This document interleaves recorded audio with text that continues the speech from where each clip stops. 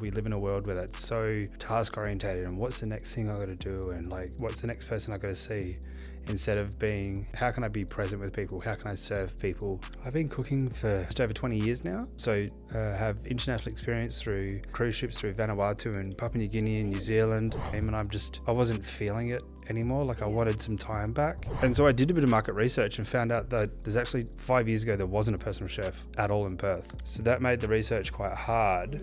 When it comes to a meal prep delivery service, a lot of the big ones, they were quite generic. Like they're great, don't get me wrong, they provide a service, but they all had things that they could work on. Now, I'm not saying the business that I have is perfect. However, I took aspects of reviews and the way that they do things and I'm like, well, I don't want to do it like that. So I'm going to cook in people's houses. I like being able to come into someone's house, potentially having a key or an access code to their house, walking in, doing my job, putting my headphones in and walking out and being like, hey, food's done, kitchen's cleaned, have a great week. Like I don't want, that's as much hassle as I want to be for someone, because it means that I don't have any hassle.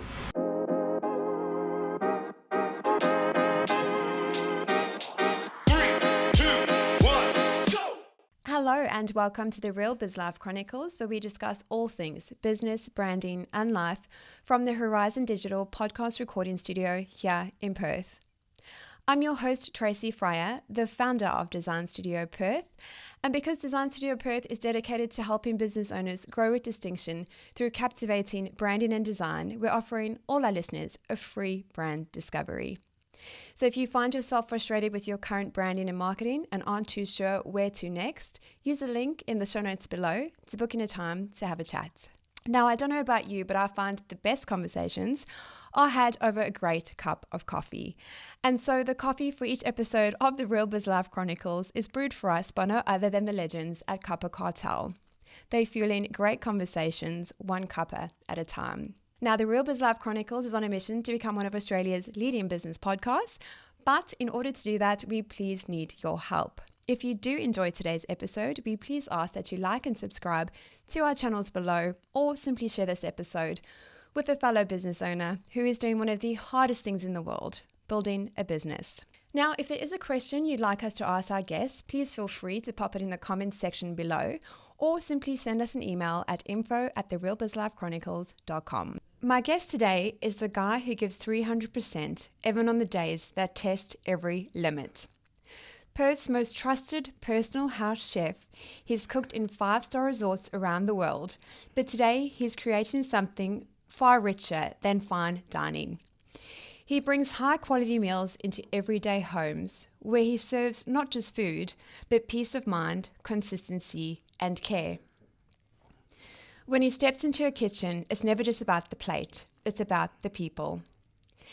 The chaos of family life, the pressure of work, the hunger for connection, he brings order to the madness, one meal at a time. As the founder of Personal House Chef, he's taken a dream of a private chef and made it feel not only possible, but deeply personal. And he's not just feeding families, he's grounding them, helping them slow down, breathe, and reconnect. Despite everything he's accomplished, world-class experience, business success, personal growth, he remains disarmingly down to earth. He doesn't measure his worth by accolades or applause. He's lived enough to know that status fades, but showing up with heart lasts forever. And believe me that every time I've spoken with this incredible human, we drop straight into the real stuff. He's strong, determined, and visionary. He's also someone who's done the inner work and doesn't need to shout about it. You can definitely feel it when you're around him. I've been told that his personal song that would play when he enters the room is Mission Impossible, because whether he's plating up in a client's kitchen or walking into a toy, stressed house full of kids, he's still on a mission, and it shows. This episode is about redefining service, anchoring in purpose, and the kind of leadership that's felt more than it's seen. Let's get into it. Jayson Smith, welcome to the show. Yeah, thank you very much. That was quite an intro. Loved it. I'm so glad. My job is done. The podcast is over. Yes. Yeah. Jayson, walk us through what can our listeners expect to learn from our conversation today? Yeah, I think a journey of someone who's had to really learn how to drive from their heart when we live in a world that's so dictated by our heads. It's we live in a world where that's so task orientated, and what's the next thing I got to do, and like what's the next person I got to see, instead of being how can I be present with people, how can I serve people, how can I potentially put other people before myself, so that I can potentially have value of that in the future. But I guess more so for the fact that you want to be able to leave this world and people talk about you as if you're a good person. Yeah. Yeah. That's so powerful. I actually went to Don Edward last night, and he ended his show. He's a psychic medium, and he ended his show saying, you always want to leave someone better than what you found them, whether that's through your words or, some way, and it really aligns with what you've just shared. Yeah, I think that's super important. I think, innately we're all beings of emotion. We're all wired for connection. Connection is one of the things that keeps us as human beings. And so, yeah, feeling is just super important for sure. And at what stage of your life did you realize this? Have you always been that way, or? No. I've, I guess probably like 7 years ago, I had had a pretty rough relationship breakdown. It was quite a tumultuous time in my life where I really second guessed who I was as a person, who I was as a man. Yeah. Am I a man? Some really, really big stuff. And then I guess we all have an internal thermostat that is like, I'm not designed to live at like 40 degrees. I'm designed to live at 80 or 90. Yeah. And that kind of kicked in. And for myself, I just made the decision to, I guess, put myself first in a really genuine way. Work on myself, personal development, getting around a better association of people, and then really finding out what it is I want the foundation of my life to be, and who do I want to be, not only as a person but as a man, so that I can live this life that I've been designed to live. And so I think when you make a decision like that and then you personally put skin in the game from experience or emotion, you really get a sense of like, wow, I'm really like, as that famous quote goes, the man in the arena. You actually put yourself from the grandstands into the arena. Yeah. And I love being in the arena. I'm getting goosebumps Yes. about it right now. Yeah, so love being in the arena, love putting some skin in the game. So I think that was the big catalyst for me. And then being able to get around people that could fundamentally help me change the foundation of my life was incredible. And I love how you've used that relationship breakdown, because whilst it feels, and I've been through this, it feels absolutely catastrophic at the time, it's really a catapult for change, right? Yeah, I think they say with PTSD, not to say that I had that, but I think with PTSD you can have post-gain PTSD, so you can gain from it, so you can change and make a substantially positive change. And then PTSD can go obviously the opposite way, where people are recluse and they're not great and they need a lot of help and things like that. So I think for me, it just got to a point in my life where I had enough that had happened where I'm like, I'm not living this way anymore. And you make a change. So it's kind of like, and men will kind of get this. You kick a man when a man's down, you kick him. Yeah. So you can find out what kind of man you got. And I love that quote, because like, you kick me or you put me into a wall, I'll make it my mission to get back up and fight again. So I think that side of me really got ignited, that 7-year mark ago. And it's led to some incredible things along with the food business and the other business that we have. For our listeners, please walk us through what you do. Yeah, so I've been cooking for just over 20 years now. Have international experience through cruise ships through Vanuatu and Papua New Guinea and New Zealand. Yeah, it was beautiful. So cool. I got to do a lot of scuba diving, which was nice. Yeah. And then went over to Canada and was very thankful to work for some people that used to work for Gordon Ramsay, and we able to learn a lot from them in terms of the butchery and the breaking everything down from like nose to tail concept in food.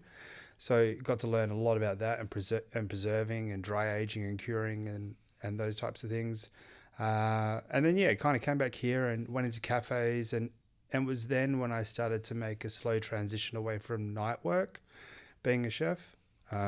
It's definitely a young person's game, and I wasn't feeling it anymore. Like, I wanted some time back. And then, yeah, even went into childcare for 6 months. Okay. Because I actually really love children, love helping them. I think one of the ways that we can help the children of the next generation is through food. It's such a massive tool. Oh, I agree.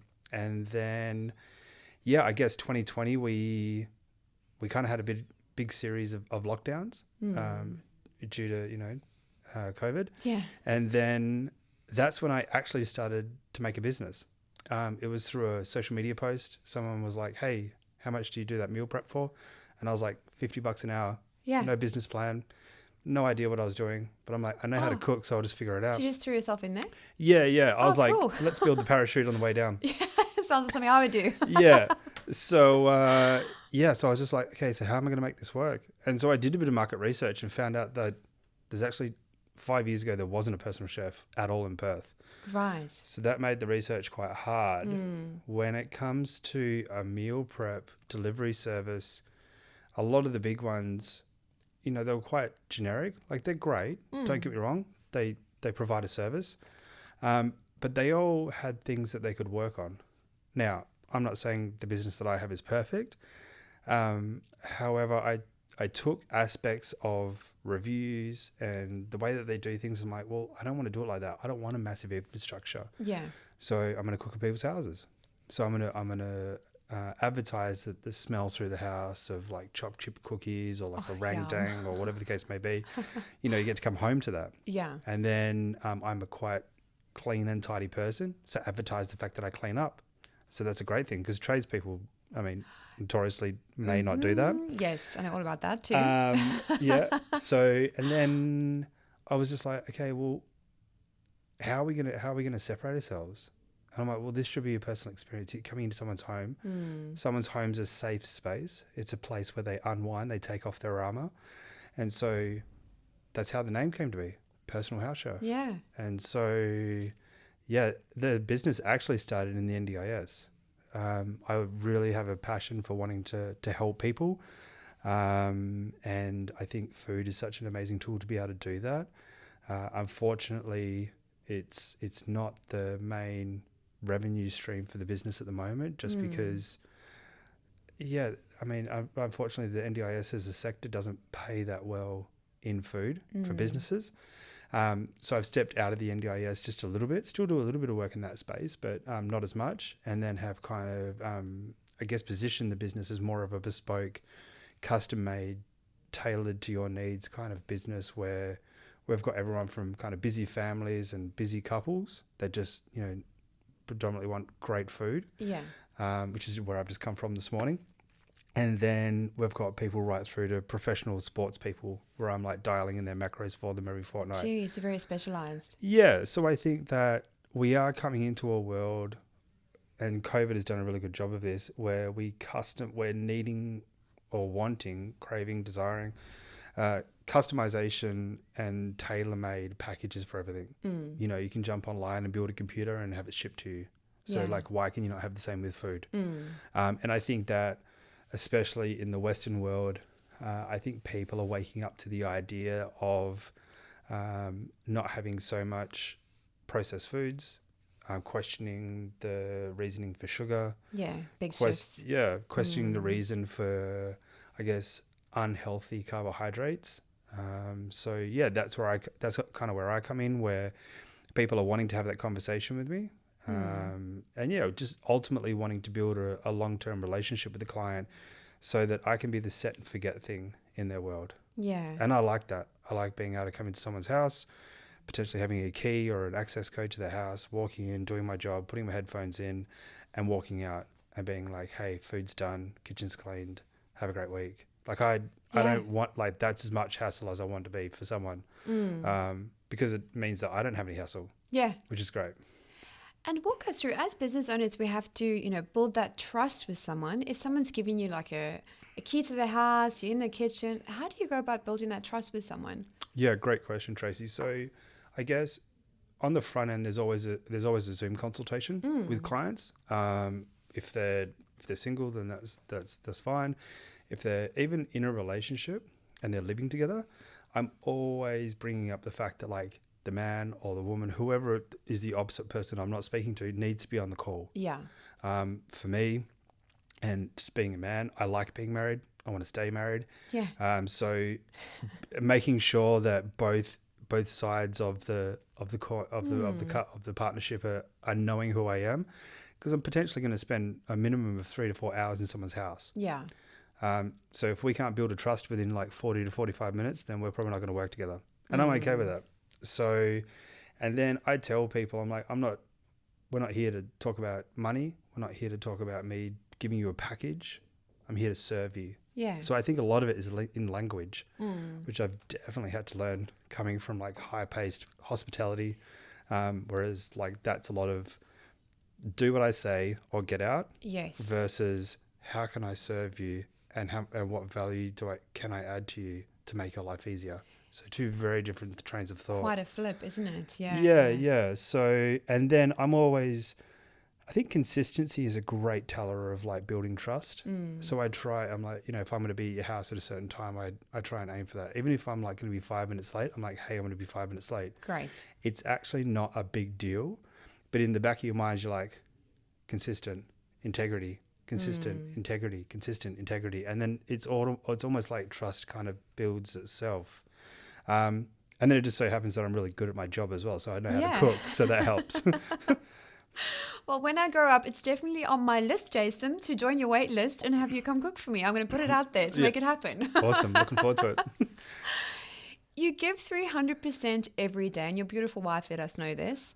Even when things are heavy, what's the cost of that kind of devotion and what keeps you doing it? Yeah, we might have to go a bit deep for this one. If you're comfortable? No, I can totally go there. Great. So, yeah, I'm a man of faith. For me, having a faith, being Christian, is something that, again, kind of like probably 6 years ago, like came back to a faith after a not so great experience, and had some experiences that till this day I can't explain, and have had God heal parts of my heart and parts of my soul and spirit that I honestly believe that like I guess modern practices wouldn't be able to do. It's also learning within my faith on how to go from my head to my heart and allowing my heart to be in the driver's seat instead of my head. Yeah. From a scientific point of view, our head muscle only radiates a circumference of energy of like 2.5 inches, whereas our heart radiates an energy of 3 meters. So that's why when people are like, oh, you get a vibe from people, that's people's hearts. Yeah, I get a vibe from you for sure. So awesome. Well, I'm glad that my heart's working. So I think that as well as doing a lot of work on myself and just like really undoing just a lot of not a great stuff that happened in my life, I've learnt to go through the connective fibers of my heart and help it heal along with the help of God, so that my heart then can go to work to being strengthened. Yeah. And so with that, allows me to cast a vision, to have a purpose, to really start to allow myself to fall in love with the values of what it is to be a real man. And I think that that's definitely something that a lot of men struggle with in today's society. Yeah. For me, being able to be a strong man isn't the fact that I'm emotionless. It's the fact that I am emotionally intelligent and mature, but I'm also a rock for the people that need me to be a rock, i.e. my wife and my children. And so I think especially for men, when they have purpose, and they've got other great men around them, and, apart from God, my amazing wife as well, wouldn't be able to do it without her. I think that's where the magic happens. I also think that you've got to buy into something. You know, you've really got to buy into, like, whether it's a traditional business or you know, it's a charity event, a charity, you know, organization, or, you know, a sporting group, or whatever the case may be. I just think you've got to have a level of buy-in. You've got to have a level of commitment and follow through, and I think that it ultimately comes down to a decision, like I made, like, kind of 6-7 years ago. You know, I made the decision to be a healthy husband. I made the decision to be a healthy dad. I made the decision to be a good businessman. I made the decision to be an active Christian. And it comes down to a decision. I think sometimes the world just gets a little bit. I think the world gets to a place where there needs to be a lot of other stuff. Yeah. And I think that simplifying things and executing them is sometimes the best medicine for a lot of stuff. Yeah. My wife knows that I'm not a complicated man. I'm very, very simple. And I like it like that. Yeah. Because if you've got a vision for your life and you've got purpose for your life and you're getting around the right people and you're constantly working on the vision and that purpose every day, not much else entertains you. And, like, I'm not saying I don't like sport. I like a lot of things, but I'm in a stage in my life where, like, I love being a dad. I love being a husband, and I love building what my family needs for the future. And so, then, like, all the other stuff that's out there, that's great. I can enjoy that in kind of like 5 to 10 years time. So yeah, I think it's an attitude, a mindset, and a decision. Firstly, thank you so much for sharing. A lot of what you have shared I can resonate with, in that healing that happens between your heart and your head. And when you go through those full-on experience, my marriage fell apart last year, April. And I think at the time you think, oh my goodness, why is this happening to me? And you go into this victim kind of, I don't know about you, but this is where I went. But then through God's healing and, you know, showing you and teaching you stuff about yourself that you never thought you could achieve. And like you said earlier, you know, giving you the strength to do things and that resilience that you never quite had before. And like the logic mind could never ever heal. Like I can fully resonate with that, because yeah, there's certain things you know, I'm doing now and I just feel so focused, and it sounds like you found your focus as well, and by simplifying things. Yeah, it's so true. I think that, you know, we can go through the world hurt and what people may think is damaged or different or weird or whatever the case may be, and a lot of that is to do with staying up in your head. But I think if you actually just give yourself some grace, one of the biggest things I've had to learn, and give yourself some patience and allow yourself the space to believe that you're designed for more. In general, you're just designed for more. I think people will be happily surprised that how much the human heart and the human mind can achieve, overcome, change, and ultimately win at. Yeah. You know, for sure. I just want to repeat what you said. Was it designed for more? Yeah. Yeah, I love that. We need that Everyone's on a designed for t-shirt. more. Everyone. Yeah. But isn't it funny, like sometimes you settle and then you'll be there for so long, and there's a lot of signs that God, whatever it is that you believe in, gives you, and you ignore them and you continue to ignore them. And then one day it kind of all comes to a halt where like you just can't ignore it anymore. Was that the same for you? Yeah. So at the risk of going a little bit deeper, I guess like that 7 years ago, yeah, there was a lot of things that were going on for me, like mental health wise, that breakdown of that relationship. Yeah, I got to a point where 100% had a really serious thought about turning the lights off permanently. Yeah, I've been there. And then, yeah, it was a voice, and that voice was, "You're not done yet," and that was it, you know. And I still get emotional. Like I'm emotional internally of just thinking about it. And I'm the like, same. And I realize now that was God. You know, and again, you know, whatever you believe in is whatever you believe in. But for me, it's God. And so, yeah, I just think that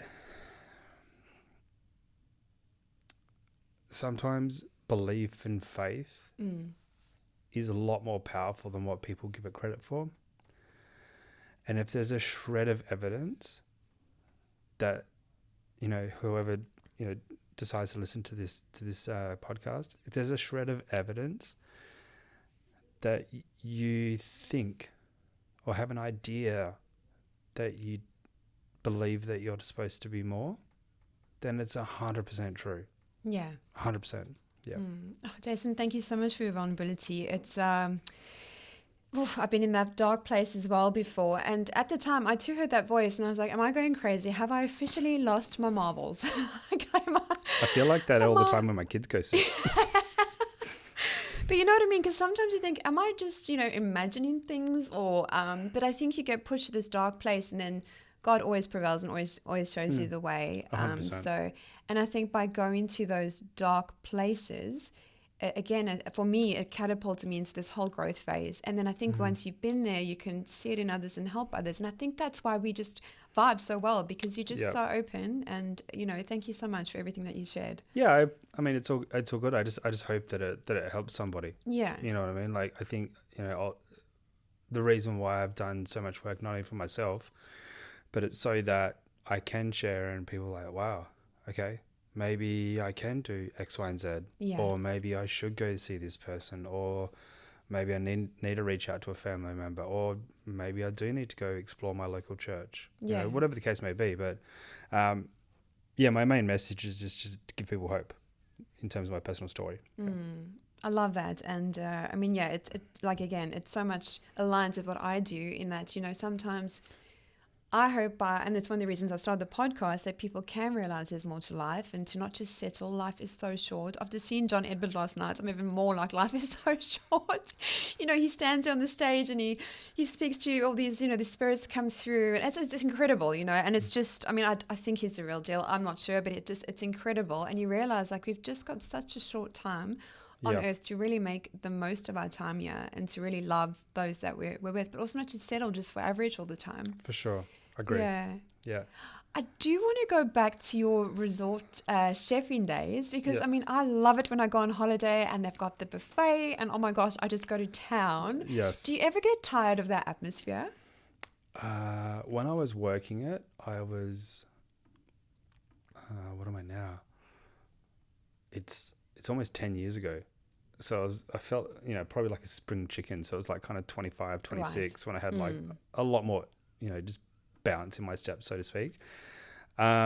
Look, it was great. You live on an island, you walk everywhere. If you need a golf buggy, you don't technically need a license, which was great. We had the staff bar, which was kind of always open, which now I think about it, it's kind of weird. Yeah, always open. Wow. Yeah. Because we had night shift people as well, so technically they were allowed to drink anyway. Yeah. So and then in terms of doing the buffet, like it was probably one of the places where I started getting that kind of customer service exposure. People being around the buffet asking you stuff. And I was like, I'm naturally introverted, so I'm like, I don't want you to speak to me, right? Especially when I'm doing something. Yeah. So now that I've, that's something I have to work on and continue to work on. But yeah, I'm not energized by people. So that first exposure, especially being a young chef, not as experienced as what I am now, not as comfortable in my own skin. People will be like, oh, like, so where's the ham from? Or like, have you got any more eggs? Or have you got any more bacon? And it's just like, I look back now and I'm like,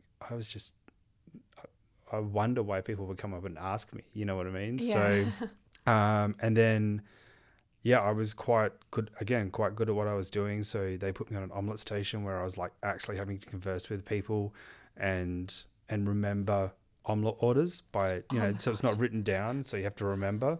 Right. For so many people. Yeah. So we're a 2,000 people hotel. Wow. And I was like, okay, we'll see how this goes. It was a great experience. I look forward to going back to kind of Hamilton Island, when it's beautiful. in a space where I don't have to work, and taking the family. But it was an experience where the only thing that got me that wasn't kind of on the brochure is that you get slightly institutionalized because you're on an island. Right. So there's no concept of like actual roads or like cars. Like you might see the gardener have a ute, but like that's about it. And everything comes by ferry. Right. And so like you actually have to take a boat ride, like a ferry ride to get to the mainland. And so you're there for kind of 6 months, and then you jump over to the mainland. You feel like you've crossed over into like foreign land. It would, yeah. Yeah. So it's kind of like that movie, The Beach, with Leonardo DiCaprio. Yeah, in that's it. what I was thinking about. Yeah. Yeah, that's how it felt, interesting. except like none of the violence. Okay. Yeah. So that's kind of what it felt like. Again, great experience, loved it. It's kind of the same with like cruise ships, like, you know, being on cruise ships it was like 6 weeks on and 3 weeks off. You get to kind of the fifth week and you're like, okie dokie, what day is it today? Yeah. Yeah. But then like great stories of like receiving food in Papua New Guinea, and you have to make your own dairy products. Like, we had to make our own yogurt and ice cream because because that stuff doesn't exist in Papua New Guinea. Of course, yeah.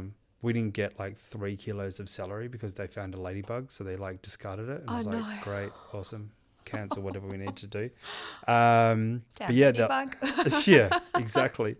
But then on the flip side of that, like, we almost got left behind by the boat because we had local villagers steal our radio. And then we tried to get the police to help us, and the police is quite corrupt in Papua New Guinea, so we gave them $100 Australian and never saw the radio nor the $100 again. Oh, right. Yeah. So lucky they did a head count, and lucky there's only 2 chefs on the boat. So when one's missing, the other one is usually needed to be accounted for.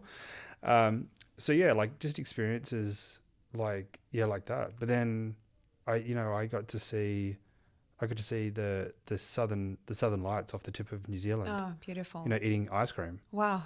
Which I'm like, you know, to pay for that would be like ridiculous, right? Yeah. Yeah. So, and then got to swim with Hector dolphins in the dolphin sanctuary in the South Island. Oh, amazing. You know, and so beautiful country, New Zealand. Love it. We have friends are from there.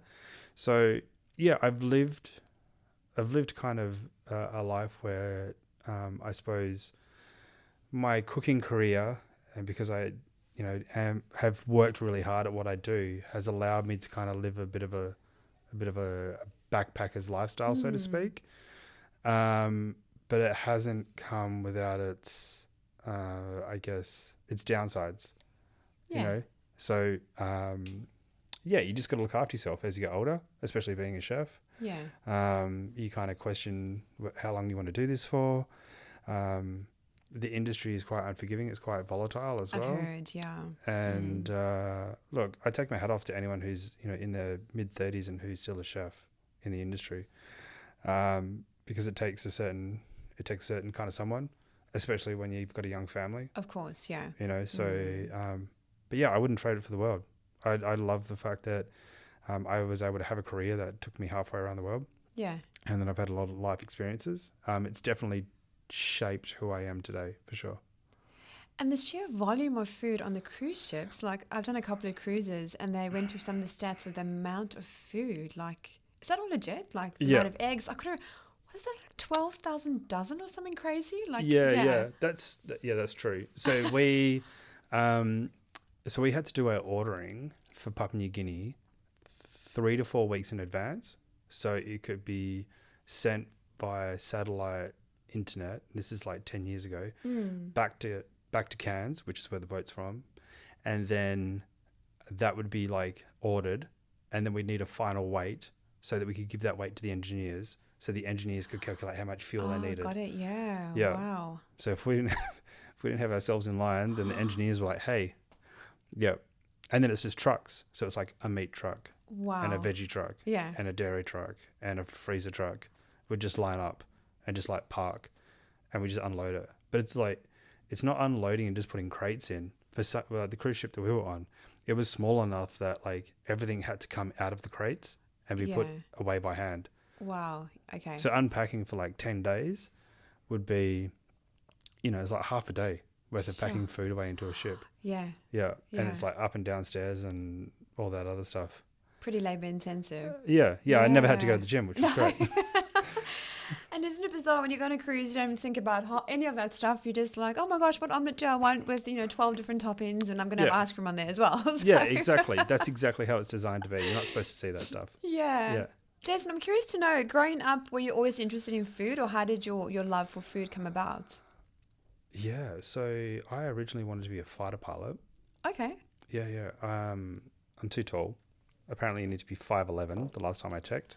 Oh, so you were too tall. Yeah. I just made it into the airline by like 2 centimeters. Yeah. I think I was 5'11" when I was in like year 8 or year 9. Right, so yeah. I'm like, that wasn't going to happen. And then my eyesight as well. So, I always wanted to be a fighter pilot. I thought about being a helicopter pilot. But yeah, again, my eyesight, it was too bad to go into the Defence Force. And then it was actually, well, like I've watched my mum cook.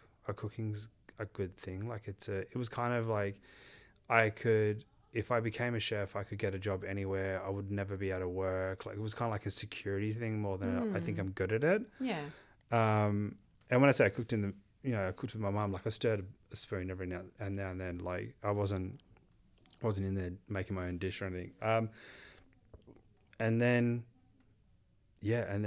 stubbornness kind of took over. I was just like, someone told me, I think it was my first head chef who was training me, was like, you're not going to make it. And like, so 4 years of stubbornness and spite just like took me through an apprenticeship pretty much. And I'm a recovering perfectionist. Same. So yeah, for me, I'm just like, I'm going to prove you wrong. I'm going to prove you so wrong that you're going to thank me for being around. So it's kind of the mentality to have around most things these days. Love it. So I wouldn't say that I had a passion for food. I have a passion for helping people. And if I have resources and tools to help people, then I'm going to do it that way. I think, going back to like when I was 10, my grandfather had a beautiful veggie patch, and what I remember from that veggie patch is the food was also so nourishing. And I think that's a big aspect of food that people kind of forget. Yeah. It's like we just shovel it in our mouths or we put it in the microwave. We're not actually appreciating the fact that food is a really powerful tool in today's world. So there's been aspects along my childhood where I've gone, oh yeah, like food's really cool. And I guess now I'm in a space where, I'm not going to sit here and tell you that I'm like on Instagram or going through a cookbook or like that's not my thing now. Like I get home and I'm a father, I'm a husband, but I like what food does for people. I like being able to leverage the power of food, especially for the people in the NDIS when you're dialing in macronutrients. So it's kind of, I guess, more the geeky side of food. Yeah, the scientific side, do you mean? Yeah, that kind of side of things. And then the holistic side of like just providing a service for people with something that I'm actually just really good at, because I've done so many hours of cooking. It's kind of second nature now. So I'm like, how can I just give back to people? Yeah. So I guess it comes down to more helping people than actually a love of food. Yeah. I do want to speak more to the power of food, because something on my own personal journey, I've realized that, the importance of proper nutrition, not eating takeaway, not binge drinking, all that sort of thing. Yep. Did you want to speak a bit more to that for our listeners? Yeah, sure. So controversial. In my personal life, I practice a carnivore diet. Okay. So I'm not going to sit here and tell you that everyone else needs to do it, because I'm not. It's a very disciplined thing I choose to do, and I'm doing it for personal health reasons. So I think in terms of the power of food, we need to look at the history of food versus the history of humans. And so as people, we haven't really developed that fast in order to, I guess, deal with the food, the rapidness of food science. The introduction of preservatives and additives, and I guess a lot of other like fillers in food that just aren't really beneficial, but they just bring down the cost. So a lot of, big chain supermarkets are wanting to bring down the cost as much as possible for them, but still want to charge us a pretty penny. So if you look at the back of things, and in terms of the packet, and you don't know what something means, probably shouldn't be putting it into your body. Yeah, good point. And then when you look at, I don't want to call them diets, because I think a diet is just such a restrictive word. When you choose to eat a certain way for your lifestyle, I think you really need to look at, okay, so how do I run best? And I think that, people do need to look into good supplementation and vitamins, because, food quality has gone down because of soil degradation and how rapidly we try and harvest it. So, great vitamins supplementation is always a great idea. And then you want to, for some people, they work really well on a ketogenic diet. Yeah. And then some people work really well on like a meat-only diet, and some people work well on a more carbohydrate-based diet. But that carbohydrate-based diet might be lots of like fruits and veggies and grains and like red meat and fish. I'll go as far as, I think, even a vegan way of life, if done right with the right supplementation, can have benefits. I'm yet to see the kind of long-term benefits of that particular way of eating. Not to say that it's not right, and I totally understand why some people do it. But I think when you look at food, it's like, how can it help me instead of how can it feed me?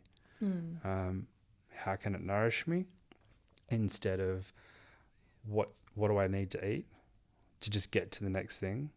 I think a lot of us, I've done this. Reach for the chocolate, or reach for the ice cream, or reach for reach for the white bread that with the butter, because like you haven't eaten in 7 hours, but you still need to do that one thing. It's like, okay, well, I think if a little bit of planning went into it, and people actually just looked at what they needed to eat to perform better, and I guess if you're going to make the investment in looking at food as a tool, it's indirect. It's almost directly, but it's an indirect way of looking after yourself. We call it self-love. Completely. Yeah. So self-love isn't necessarily always taking, a 3-day retreat. No, or a facial, or whatever. Or like, some massive, massive event. Self-love is getting the right amount of sleep, the right hydration, and actually fueling your body with the right kind of foods. Yeah. Now, I'm not going to tell you what the right kind of foods are, because your body is yours. But all I ask is that you make some really good headway into some research and actually listen to your body and what it needs, and maybe go get some blood work. So yeah, I think if people would actually see food as a beautiful relationship and a beautiful tool, I think they would find themselves a little bit internally more content. Yeah, and I can, again, relate to everything that you're saying. I listened to a podcast, and I can't remember which one it was, but the person said, the food that you feed yourself shows how seriously you take yourself. So if I look at my life 4 years ago, I was just eating quick fix takeaway, McDonald's. If I eat it now, I get ill. But, Hungry Jack's, a quick fix. And don't get me wrong, I still have a treat. I can't eat that food anymore. I have sombrero, living on the edge. But I was like, oh my gosh, it's so true. Like if you're getting up, you're not having breakfast, you're then maybe having a chocolate or a muffin at 10 o'clock. How seriously do you actually take yourself? So that was a real mindset shift for me. So now I've got like a ritual. I go to gym, I come home, I do my eggs, it's just like a whole experience, because it sets me up properly for the day. Because I should take myself seriously and show up how I want to be seen, right? Yeah, so, of course. And that's ultimately the goal, right? Like we want to be able to do things each day that just like that give a great big tick to our self-image and our self-worth. I think if anyone's in that space of wanting to do that, just give yourself some grace. Like if you fall off the wagon, it's all good. Don't beat yourself up. Just get back up, get back on the wagon. I still have chocolate every now and then. So yes, that's it's wise totally words. Okay. We won't tell anyone. Sometimes I'll slap. There, I said it. Jayson, as Perth's most trusted personal house chef, what's the most common mistake you see people make in their own kitchen?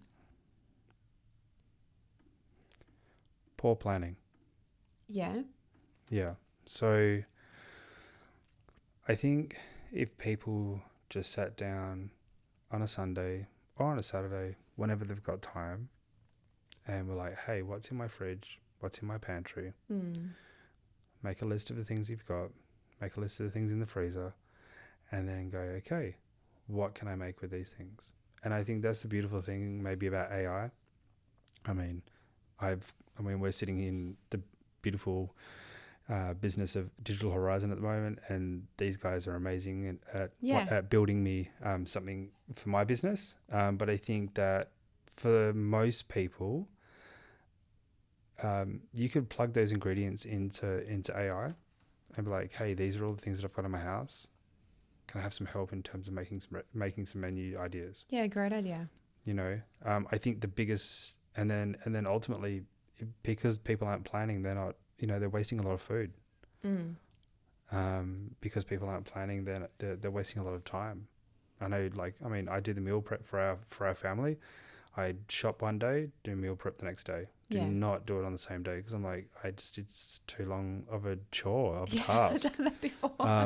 I'm also just like, if it doesn't fit in 1 pound on one tray, I'm not doing it. No. I like that. What was that? If it doesn't fit in? It doesn't fit in a pot or a pan, I'm not doing it. Oh, good. I think I need to adopt that. Yeah. I'm all about it. So I can have like 4 or 5 pots on the go and just turn them all on low. Great. And then you make rice or potatoes or whatever it is for the family. And then stuff in the oven. And then I just set a timer for half an hour and come back and check it. And I'm just like, you've got to make it easy. Invest in a great slow cooker as well. Yes. But yeah, planning is the biggest thing. Again, it kind of comes back to that self-love. If you're not willing to plan your food, do you really value yourself? Yeah. Which hard-hitting question, but it's definitely true. You know, it doesn't have to be extravagant. There's lots of great pastes and, you know, spice blends and stuff out there that people can chuck into their food. It doesn't have to be chef level. Yeah. You'll make great dishes with, you know, 4 or 5 ingredients per dish. Yep. I think that's where I used to get stuck, was like, oh my gosh, what am I going to cook? And like, you know, then you overthink, and then you see other people are amazing, literally chefs, and they make stuff from scratch. And I'm just like, I don't have time for that. So that's where I used to go really wrong. But 100% just setting that time aside on a Sunday, planning, doing your shopping, getting it all sorted. And then I feel so less stressed during the week as well, because I know, like, I've got my meals done. I don't have to stand for 3 hours and now cook something, or let alone try to think of what to cook as well. Yeah, I couldn't think of anything worse coming home and trying to cook dinner. I'm like, I don't know how people do it. No. Even if I wasn't a chef, I think I would still meal prep. Yeah. It just so happens that I do it faster, and that's the only reason. Everyone's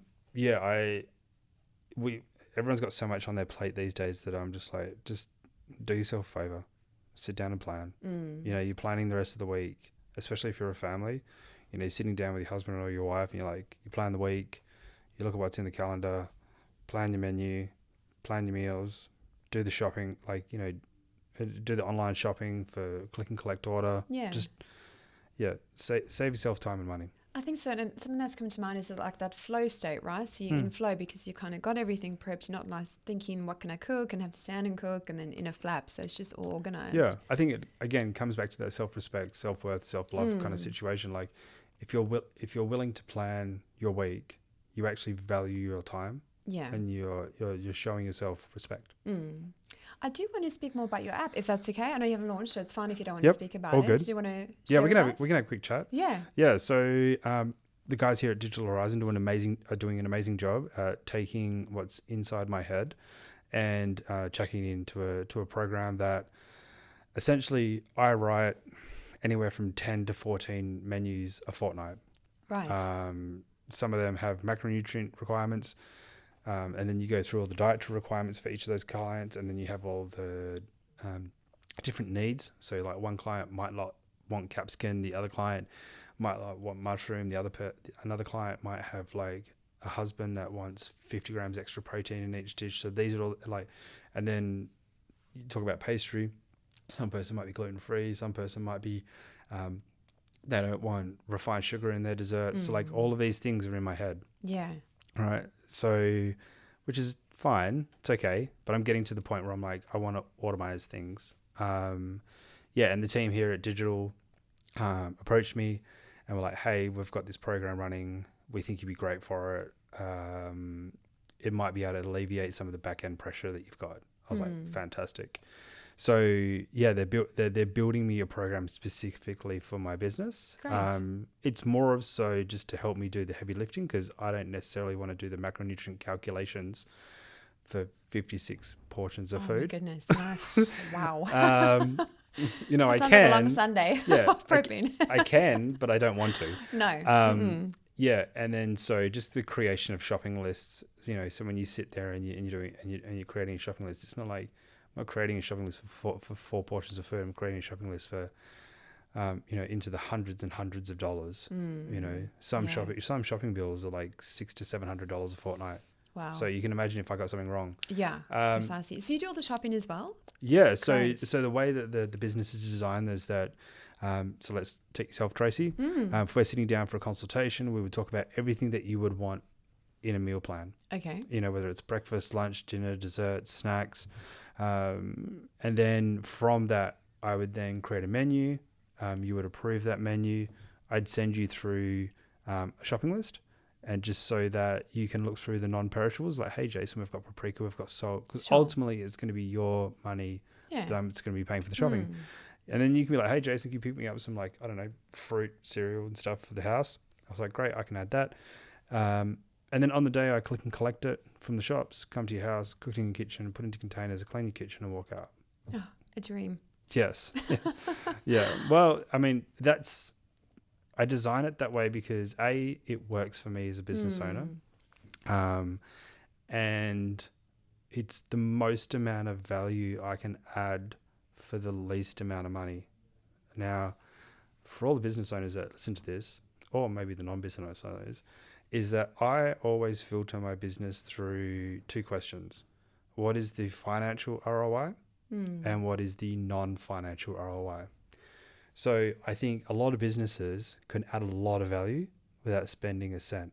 And so that's my main goal in business. Yeah. Is to add enough value to the client that they don't even have to think about me. It's kind of that trust thing that we were talking about. Yeah. Add enough value that they trust me enough to do whatever I need to do to get the job done. And so, yeah, I think especially, and in the rest of your life, it's like the financial and non-financial ROI. So I'm a big believer in trying to live my life through my values. You know, run things past your wife, run them past your husband. 2 heads are better than one. Yeah. You know, you probably think differently, so it's probably a good idea you should run it past the brain cell. So I know I do with my wife. She always has the better idea.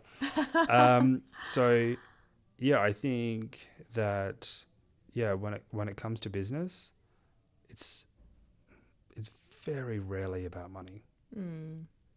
Very rarely. If you're having a money conversation early off in the conversation, something went wrong. Or the client only cares about money. And then that's going to be a tough client. Because that's their primary value, I guess. Yeah. Yeah. And I've been in that position. I've been that client, starting off my business. Yeah. But I think that, as a business owner, you always want to lead with value. Yeah.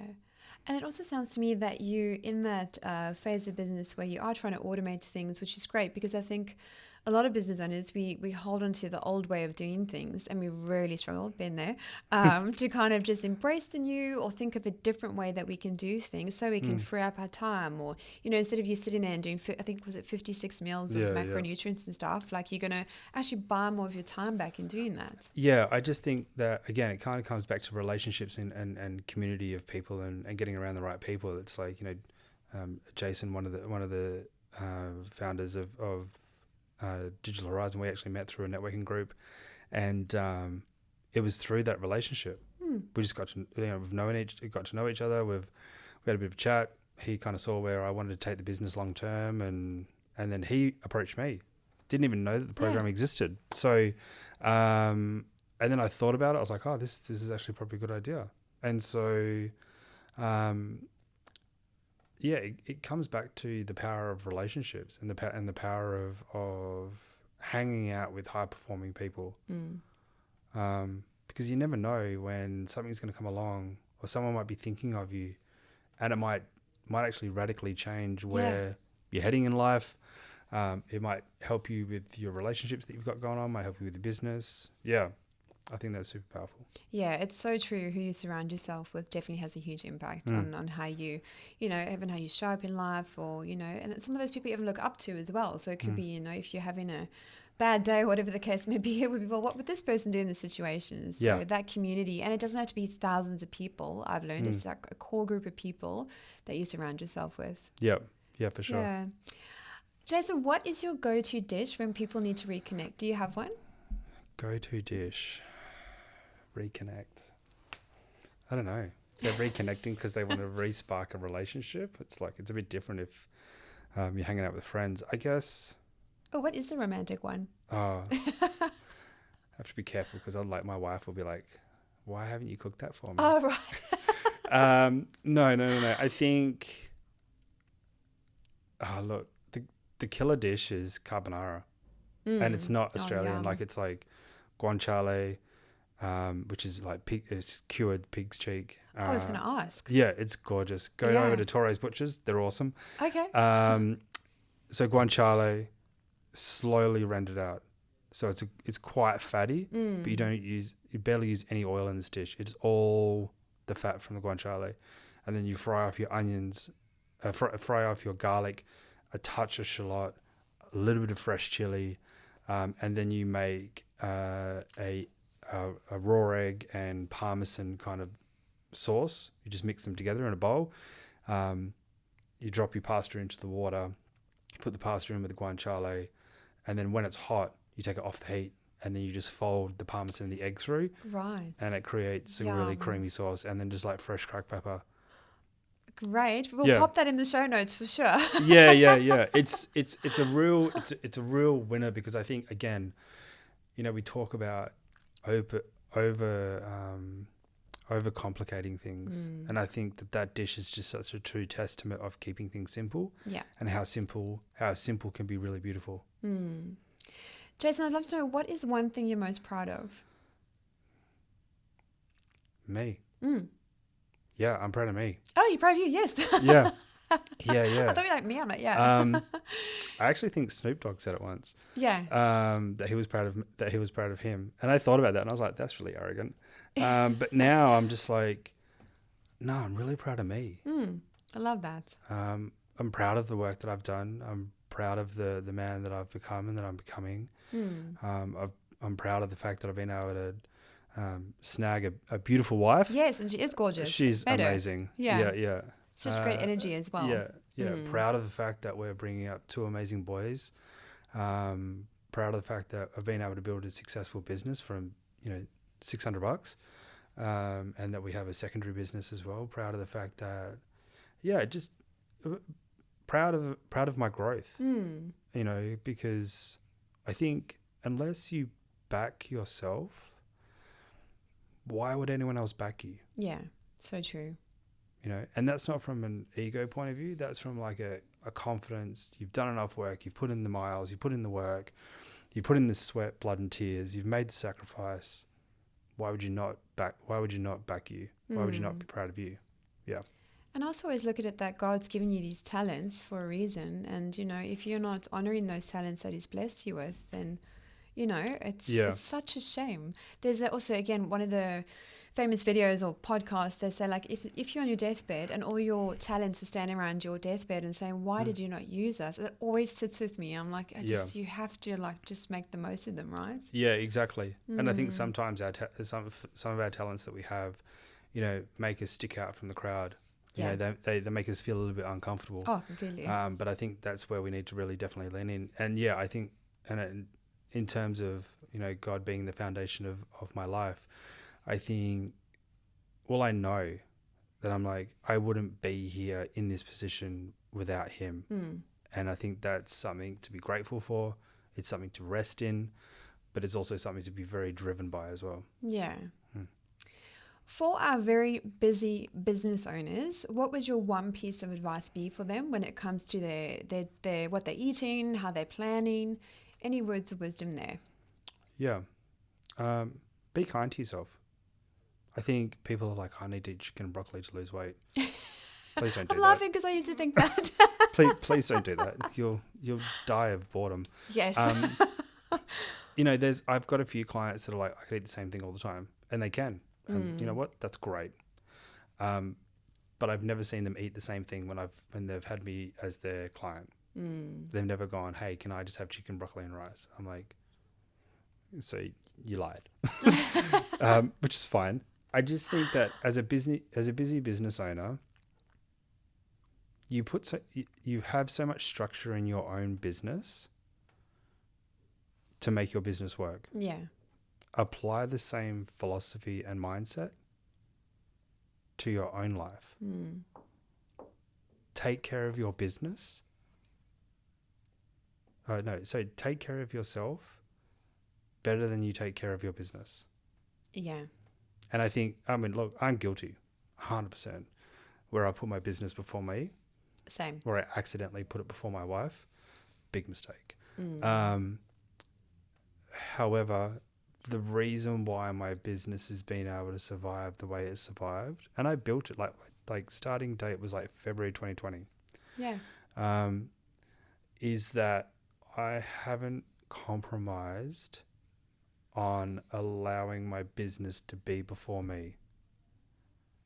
And so when it comes to the food aspect, you got to fuel yourself. You got to plan for yourself. You got to meal prep. You got to do whatever it is. Or ask your wife or your husband to help out meal prep or whatever the case may be. But figure out and put structures in place like you would in your business so that you can fuel yourself, so that you can be that present person in the boardroom, so that you can be that present person in a deal, so that you can be that present person when you're sitting with your staff. Don't underestimate how much food could potentially help you get to that next spot in business. I do feel called to ask this next question because I think a lot of guys, aren't comfortable to share. But I'm going to ask, how do you juggle being a great dad and having a business? I don't juggle. I'm a great dad. Look, great dad.